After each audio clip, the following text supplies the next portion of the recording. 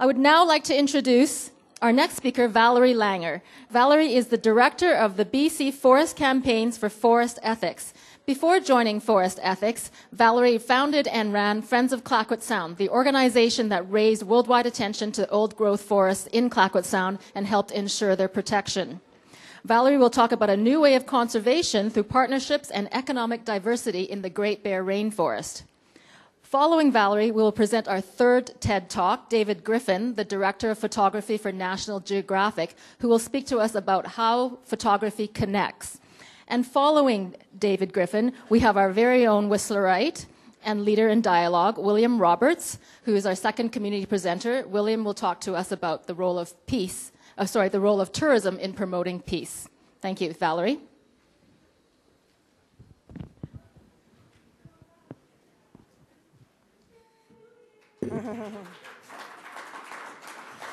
I'm going to try and balance this beautiful little toy made by some youth in Heltsik territory in Bella Bella, just because I think it helps prove that just because you're saving the world doesn't mean you can't have fun.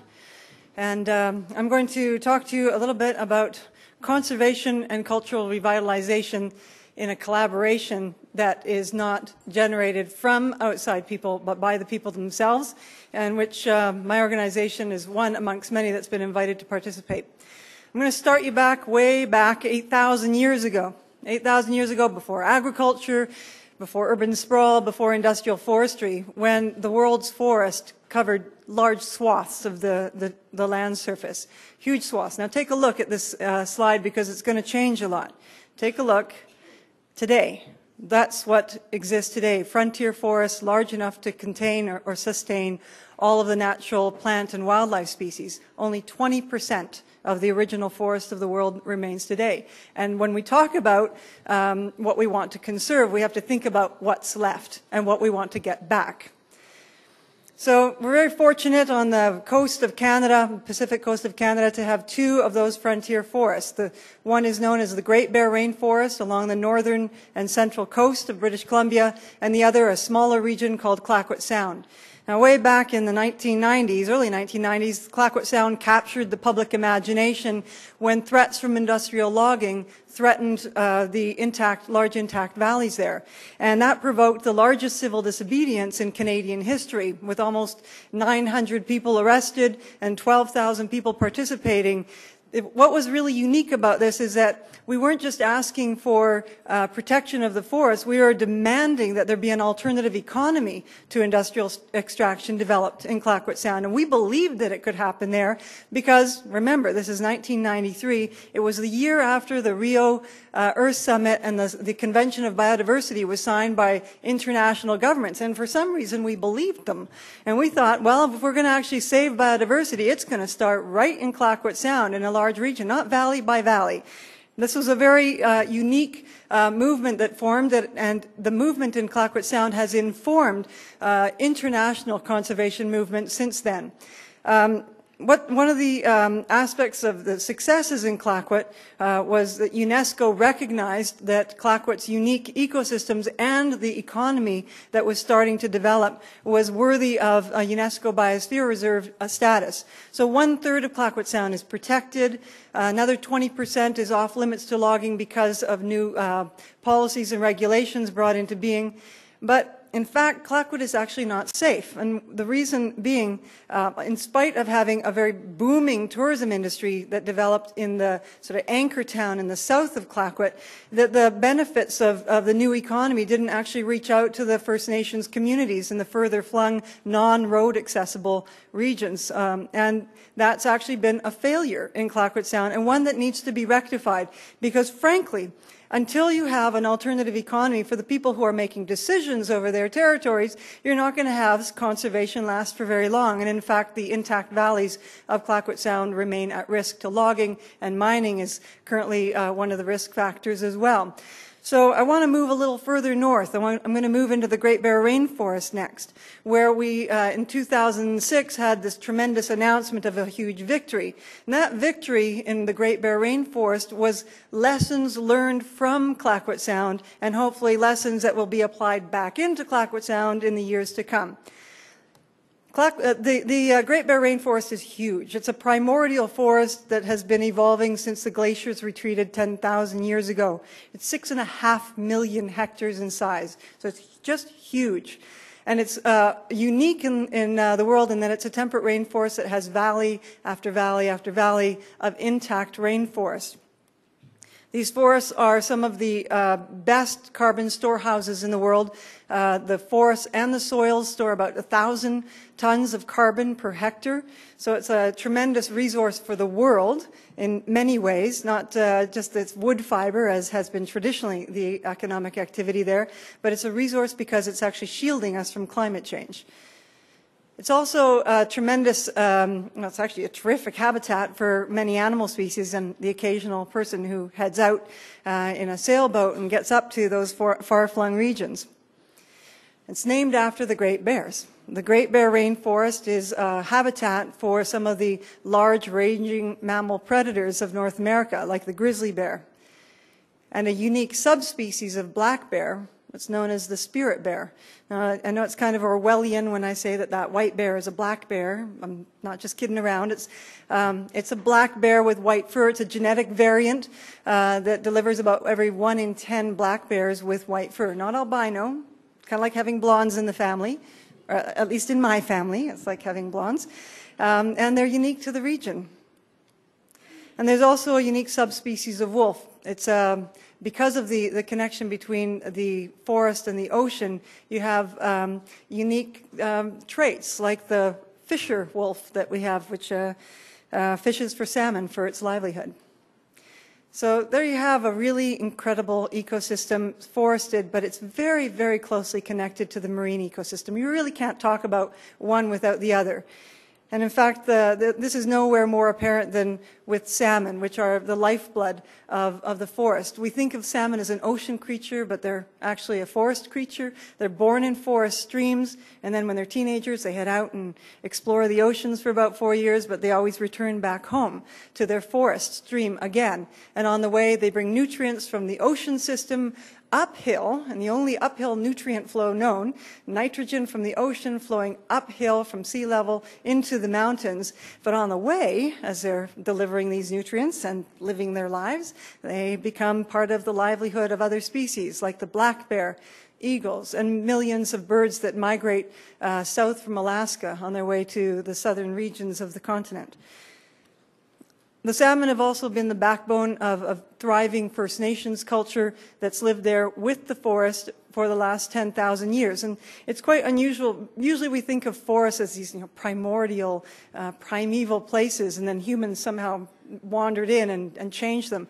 In fact, on the coast of British Columbia, and since glaciation, there has never been forest without humans. It's unlike the tropical forests that where we think of million-year-old forests and humans maybe 40,000 years of existence. But this is very different. And in fact, the indigenous culture has evolved in terms of complex governance and rich traditions in sync with the marine and the ocean ecosystem. But salmon have been they've been suffering in the last number of years because of overfishing, but also because of habitat degradation. And the advent of industrial activities has also degraded, to some degree, the indigenous culture because they are very well networked with the ecosystem. In fact, the logging licenses that were given by the province to the major logging industries caused a lot of conflict between indigenous populations and the government. And certainly in the 1980s and 90s, with the increase of logging in the Great Bear Rainforest, there was conflict between environmental organizations from around the world and local groups and the logging industry itself. In fact, in the late 1990s, following on Clayoquot Sound's protests, the Great Bear Rainforest kind of spilled over into the international marketplace with organizations like mine, Forest Ethics and Greenpeace and Rainforest Action Network, protesting outside of the stores of companies who bought the wood and paper products from the Great Bear Rainforest. And this catapulted the Great Bear Rainforest into the international sphere, although it's a very isolated place on a remote corner of the Canadian country. And after 5 years of really intense, really acrimonious conflict and debate, Finally, in 2001, the environmental organizations and the logging companies came to a kind of a truce. We called it the standstill agreement, where the environmentalists agreed that we would stop protesting outside of their customers' stores if the logging companies agreed to stop logging in 100 very large, pristine valleys in the Great Bear Rainforest. And that truce gave the space for the First Nations governments and the provincial government to start talking and figuring out an agreement amongst themselves as actual decision makers and governments, because environmental groups, well, we're just influencers of decisions, and the logging companies, they just do whatever they can, whatever they're given the right and license to do, and whatever the laws allow. So we came to a sort of a standstill agreement that gave a little bit of room for negotiations to move forward that were done in collaboration with us as stakeholders, and eventually in 2006, a really bold new initiative called the Great Bear Rainforest Agreement were announced for the Great Bear Rainforest. It's a new model of conservation, and I think that when we're talking about tourism in a sustainable world, I'm going to take the perspective of what's a sustainable world look like. And really, it's this new kind of model that we're developing in a collaborative way. The key aspects of the new model of conservation are that the Indigenous rights are affirmed, that there's a commitment to develop human well-being in the local communities, and human well-being is more than just economic well-being. It's also well-being in terms of health, education, and a feeling of ownership within one's own territories and control within one's local region. And then it committed to an established conservation of ecosystem based on best available science. So the core of this agreement, of the Great Bear Rainforest Agreement, is the government-to-government relationship, where for the first time in over 100 years, the First Nations governments are sitting at the table with the province, sharing in the decision-making over resource use within their lands. And we're working this out as we go along. But the key elements of the Great Bear Rainforest Agreement are really quite huge. 2.1 million hectares are protected from logging. That's a third of the region. For those of you in acres, that's about 5 million acres. This is no small amount of land. There is a commitment to ecosystem-based management, a new way of managing the logging companies and resource activities on the land. That's currently in development. We're transitioning to full ecosystem-based management as I speak. The new model of governance between First Nations and the provincial government is it's a huge experiment, but we're in the process of developing that and refining that. And when I say we, I'm using the royal we. In fact, I'm not involved in that at all. That's between the province and First Nations. Oh, and there's a $120 million fund. I forgot to mention that.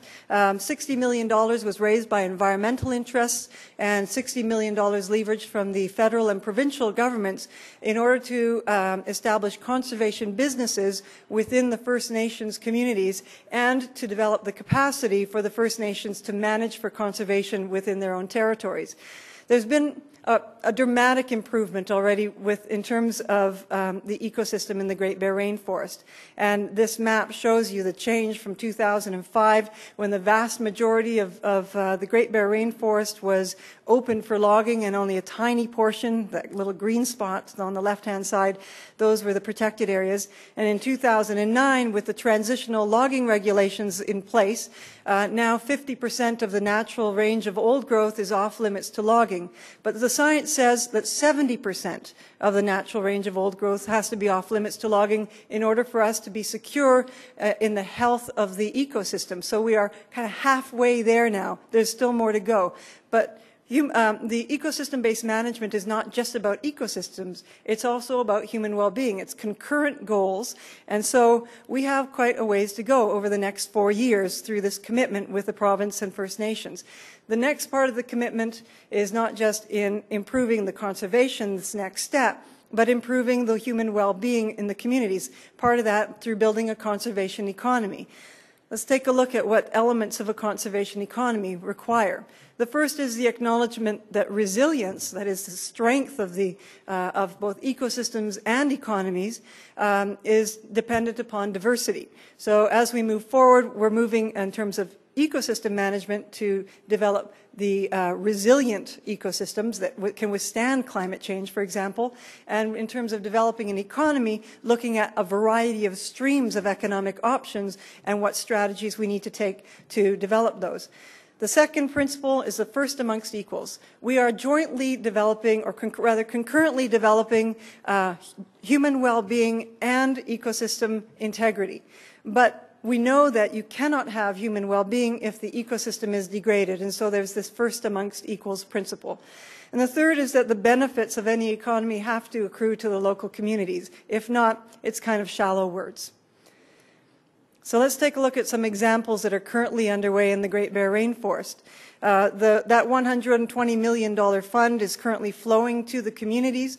One of the projects is the shellfish, is building shellfish harvesting and shellfish farms within these very isolated communities, but in a coordinated fashion so that the communities have viable farms in order that the transportation and marketing can be done jointly from the very rural, very isolated regions to the marketplace.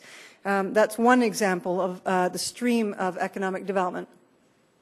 We're also working with the Heiltsuk First Nation in Bella Bella on a toys project, which is training youth in Bella Bella to do value-added wood products and to create a product that is both valuable, it reflects their values. It's valuable in terms of a marketplace. It has more than, one or two people who will buy it.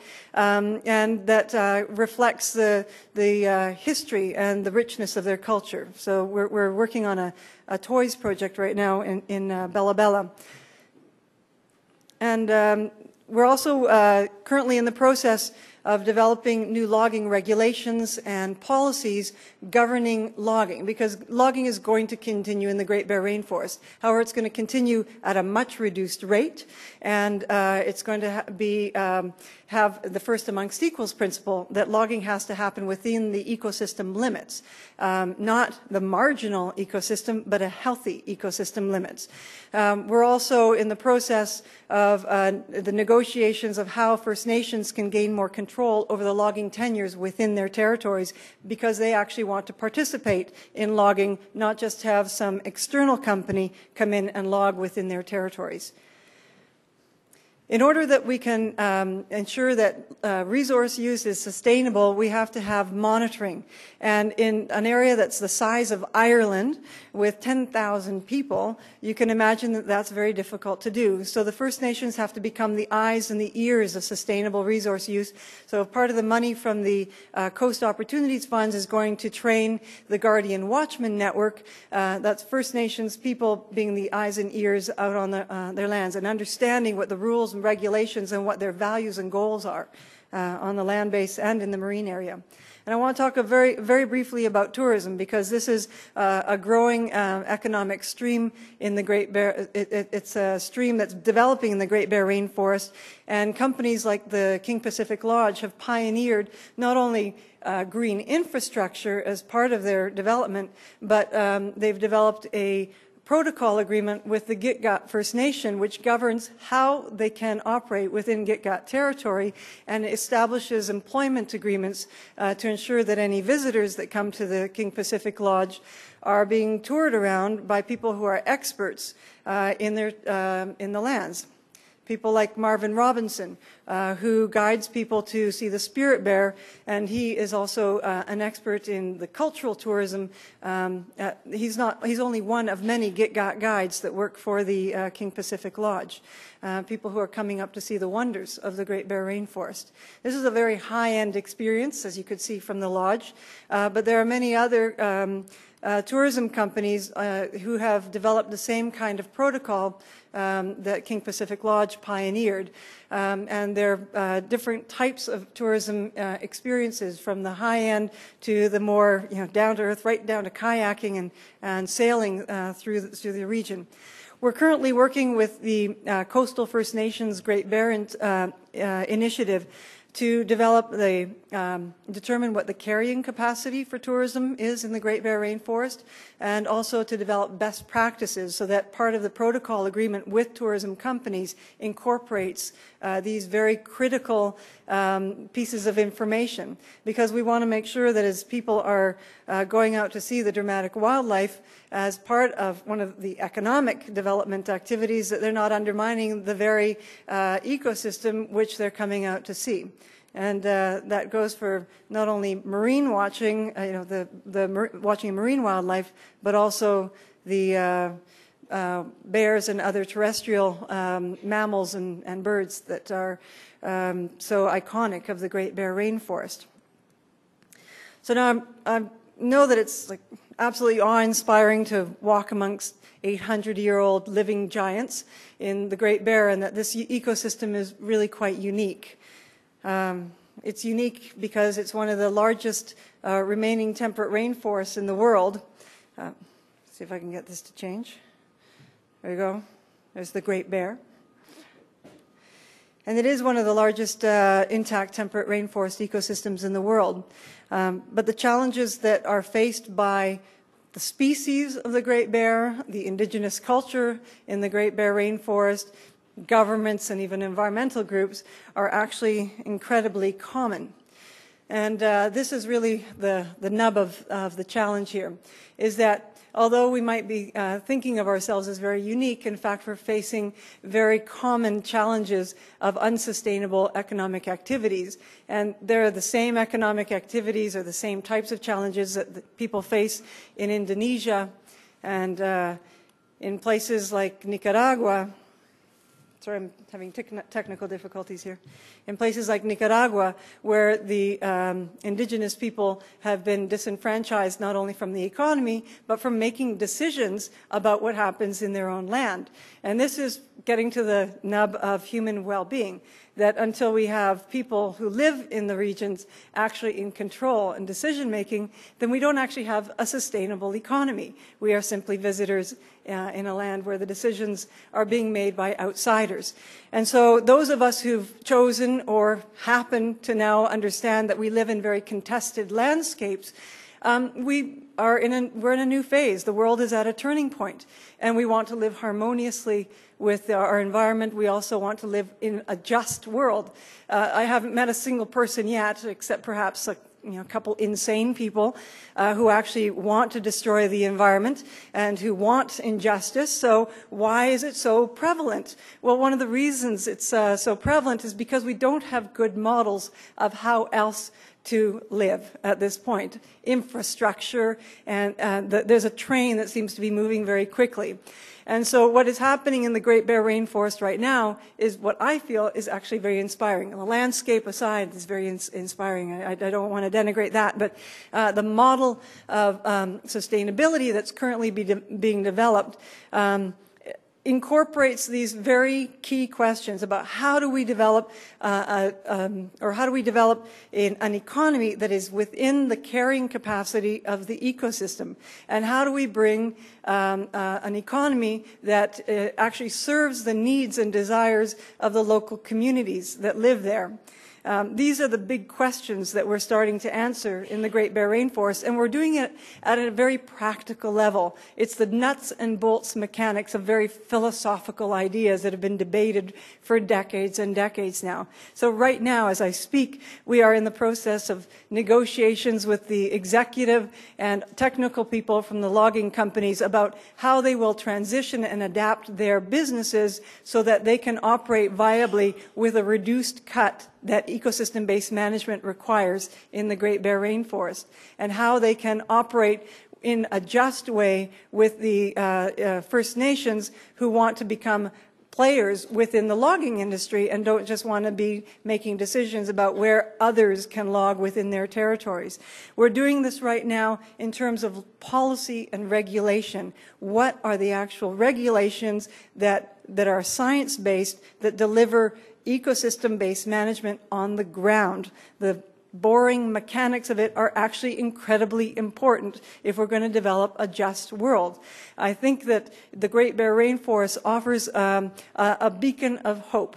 It's a place of hope for people around the world because, as I said, these are very common problems. And we're in the process, through a very uncommon collaboration between 25 governments from First Nations communities, between the province of British Columbia, international organizations like Greenpeace, Sierra Club, and Forest Ethics, and with 5 major logging companies, of figuring out how we actually turn the tide on unsustainable economic development and manage ourselves within our ecosystem, not managing the ecosystem to meet our needs. This is where the Great Bear Rainforest is turning things on its head.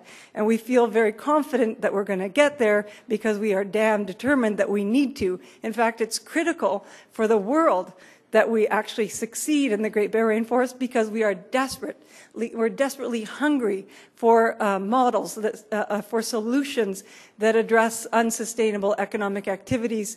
We need to do them, as we are in the Great Bear Rainforest, in places that are politically complex, and we need to do them at scales that are meaningful. Scales, let's say, like a place the size of Ireland, 6.4 million hectares. And this is where we have made a promise, we being the province of British Columbia, the logging companies, the governments of the First Nations, and the environmental groups. And we want you to keep us to our promise over the next 4 years. By 2014, we hope to deliver so that the world can have a model for sustainability that moves out to places like the Amazon, like Honduras, like Indonesia, the Russian boreal, and Canada's own forests, because we desperately need to have successes in places like these. Thank you.